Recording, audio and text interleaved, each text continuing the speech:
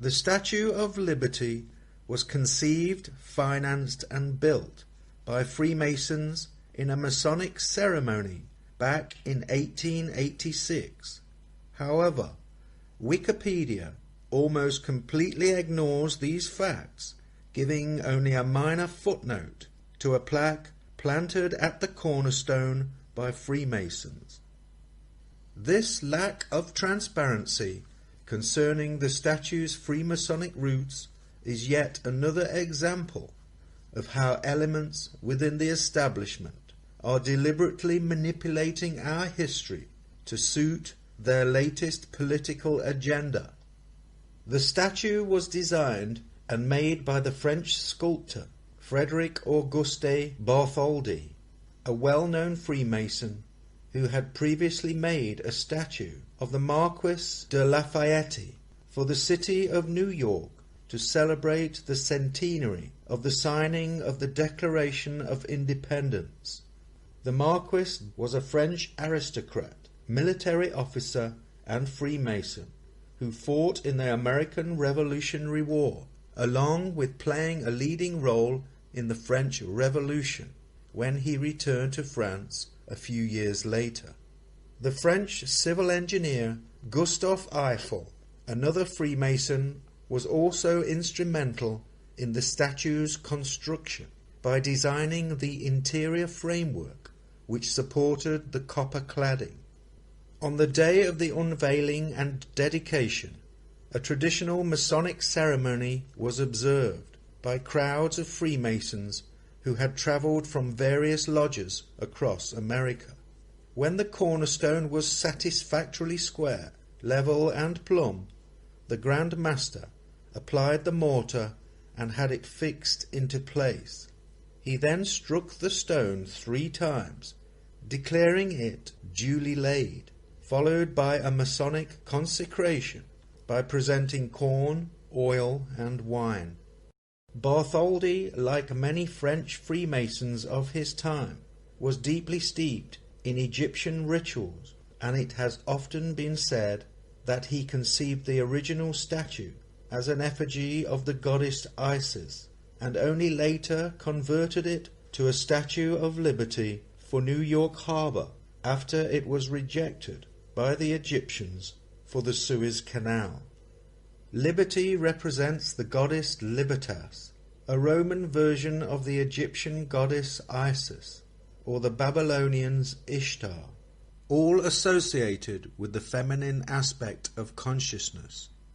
Like Libertas, Juno, the wife of Jupiter, was also an ancient Roman goddess.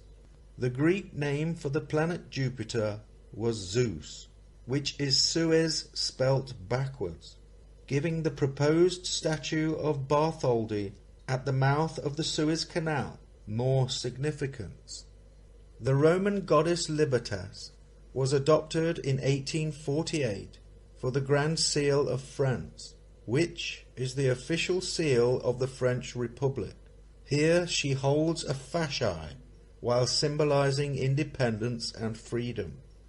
The goddess Juno also made an appearance on the Vatican coin in 1963, during the transition phase of the Vatican II, who many believed to have been influenced by Freemasonry.